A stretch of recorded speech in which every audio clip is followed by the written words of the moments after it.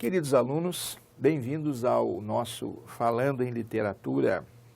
É sempre muito bom estar em companhia de vocês, né? Eu tenho visto mensagens dos senhores, né, no grupo, no Facebook e tal. Eu creio que muitos estejam começando a gostar de literatura, né? Vamos lá, olha aí, ó. Preparamos para nós o Falando em Literatura, que vai começar a tratar do modernismo brasileiro, né? O pessoal da arte aqui, ó, colocou no fundo aí, né, um quadro da Tarsila do Amaral. João nem tinha visto, pois é.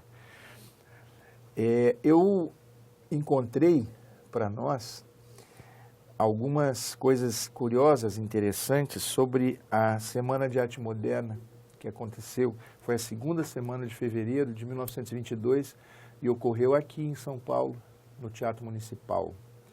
Na época foi um grande escândalo, né?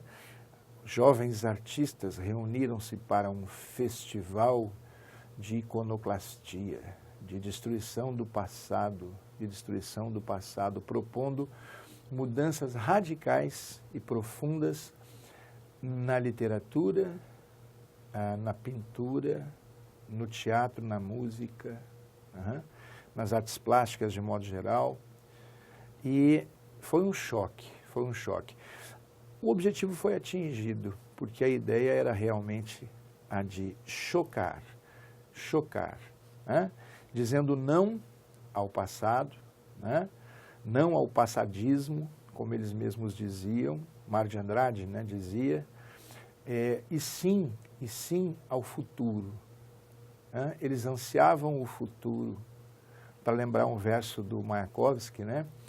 Porque sou poeta e ansiava o futuro, ressuscita-me, ainda que mais não seja, porque sou poeta e ansiava o futuro. Esses artistas brasileiros todos, de modo geral, né, ansiavam o futuro e queriam propor mudanças profundas na forma de se ver a arte de modo geral no Brasil, certo?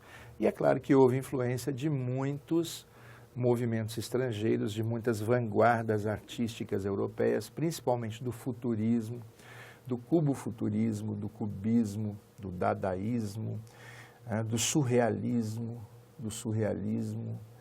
e outros tantos ismos, né, que influenciaram esses jovens brasileiros no sentido de formular novas bases de reflexão para a arte no Brasil, tá bom? E tudo começou aqui em São Paulo com a Semana de Arte Moderna. Eu consegui, né, eu pesquisei e consegui algumas considerações sobre a semana que vão nos colocar na época, vão nos colocar, desculpem, na época. Querem ver? Olha lá, ó, a Semana de Arte Moderna. Correio Paulistano, a 29 de janeiro de 22, publica a seguinte notícia. Isso é antes, porque a semana foi em fevereiro. Isso é em janeiro, um pouquinho antes. Diversos intelectuais de São Paulo, devido à iniciativa do escritor Graça Aranha, resolveram organizar uma Semana de Arte Moderna, dando ao nosso público a perfeita demonstração do que há em nosso meio nos campos da escultura, pintura, arquitetura, música e literatura, sob o ponto de vista rigorosamente atual. Assim, será aberto o Teatro Municipal durante a semana de 11 a 18 de fevereiro próximo, instalando-se aí uma curiosa e importante exposição, para a qual concorrem os nossos melhores artistas modernos. João, aí é só notícia, né? Por enquanto, só notícia. Vamos vendo. Quer ver que legal? Olha só. Estava dado o primeiro passo para o início da Revolução Modernista. O primeiro período do modernismo, também chamado heróico, de 22 a 30, essas datas você sabe que são muito relativas, né? A historiografia literária brasileira oficial estabelece esses marcos e tal, usando critérios nem sempre muito confiáveis, nem sempre critérios estéticos, muitas vezes não há nem muito critério. Mas vamos, pelo menos, saber quais são esses marcos, né? O primeiro tempo modernista, chamado heróico, vai de 22 a 30. O segundo vai de 30 a 45. E o terceiro, de 45 até os dias de hoje, né? E nós temos um pós-modernismo, um pós-pós-modernismo, né? E assim vai, tá? Vamos ver, ó. O primeiro período do modernismo, também chamado heróico, gravitou em torno da afirmação das propostas da Semana de Arte Moderna. Participaram da semana escritores como Mário de Andrade, um grande líder, Oswald de Andrade, outro, Menotti Delpy, que é uma figura nem tão representativa, Guilherme de Almeida, né, com seus haikais, depois a gente fala um pouco, Sérgio Milliet, entre outros. Na pintura apresentavam-se, sobretudo, Anita Malfatti e Di Cavalcanti. Na escultura, Vitor Brecheret, que todos conhecem, né, pelo Monumento às Bandeiras, que foi recentemente pichado, né, tristemente pichado, na minha opinião. Na música destacaram-se Heitor Villa-Lobos e Guiomar Novaes. Ele, absolutamente revolucionário. Ela, uma pianista clássica, mas também imbuída da ideia da modernidade. Uma semana inteira que convulsionou São Paulo e assustou o Brasil. Anarquicamente, jovens artistas, curiosamente amparados por mecenas, são financiadores da arte, representantes de uma fração da burguesia rural, realizavam em pleno Teatro Municipal, Santuário da Arte Passadista, uma série de manifestações heresiarcas e iconoclastas, né? Eram artistas, segundo a crítica, hereges, heresiarcas, né? Iconoclastas significa derrubadores de ídolos, destruidores de ídolos. Os ídolos que visavam destruir eram as ideias convencionais, né, parnasianas na literatura, que pregavam o rigor formal, a metrificação rigorosa, os rigorosos sistemas de rimas para a poesia e assim por diante. Destruidores de ídolos, iconoclastas, vamos ver aí, ó. Apesar da relevância desses acontecimentos, os jornais de São Paulo abriram espaço para comentar, entre caçoadas e botinadas, as apresentações dos jovens artistas.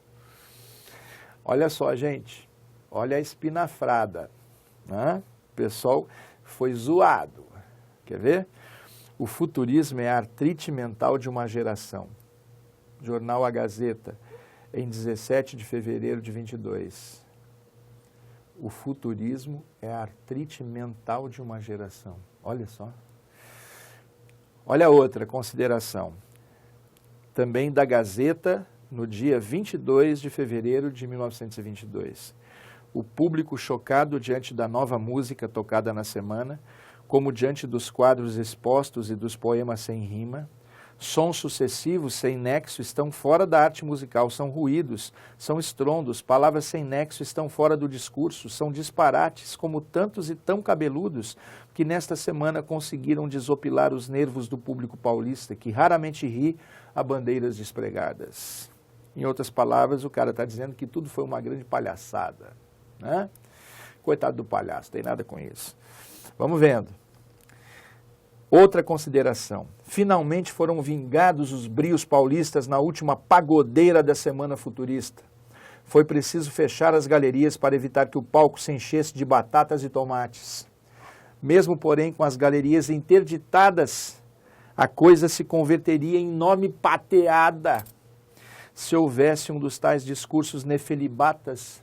Nefelibata é quem vive nas nuvens, como os das noites anteriores. A plateia estava preparada para os receber como mereciam, talvez a pauladas. Olha lá, outra consideração da época. Quando eu achei isso, eu achei genial, gente.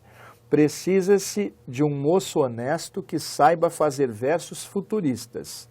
Exige-se atestado de ignorância. Anúncio no Jornal do Comércio. Precisa-se de um moço honesto que saiba fazer versos futuristas. Exige-se atestado de ignorância. É preciso que se saiba que nos manicômios se produzem poemas, partituras, quadros e estátuas, e que essa arte de doidos tem o mesmo característico da arte dos futuristas e cubistas, soltos por aí. Senhor Oscar Guanabarino, no Jornal do Comércio, no Rio, em 22 de fevereiro. Ou seja, a semana repercutiu fora de São Paulo. Claro que sim, claro que sim. Legal, gente? São considerações feitas à época que revelam a falta completa de entendimento das pessoas com relação às novas propostas artísticas dos jovens artistas brasileiros nos mais diversos ramos da arte, tá bom? Imagina se o Heitor Villa-Lobos, né, fosse ser esse imbecil, né, que a crítica viu na época. O Heitor Villa-Lobos, um dos maiores nomes da música brasileira e internacional também, né? Ele não era nem um idiota, mas foi visto como, né? O Di Cavalcanti também foi visto como um grande imbecil. Anita Malfatti, Monteiro Lobato escreveu uma crítica no jornal, referindo-se à obra da Anita Malfatti, uma grande pintora brasileira, como se fosse o fruto de alucinações de uma mente doente, né? O artigo chamou-se Paranoia ou Mistificação, falando sobre a exposição de quadros da Anita Malfatti na Semana de Arte Moderna. Ele só faltou xingar a moça de demente, né? O Monteiro Lobato, que era extremamente conservador em suas opiniões sobre arte, tá certo? Vamos ver aí, ó. Pela violência das reações pode-se imaginar o choque que os defensores da arte acadêmica levaram, né? Vamos à produção literária, tá legal? Aí eu conto com a sua participação, né, nas próximas edições do Falando em Literatura, né? Conto com a presença de vocês. Muito obrigado. Até uma breve próxima. João Marcos.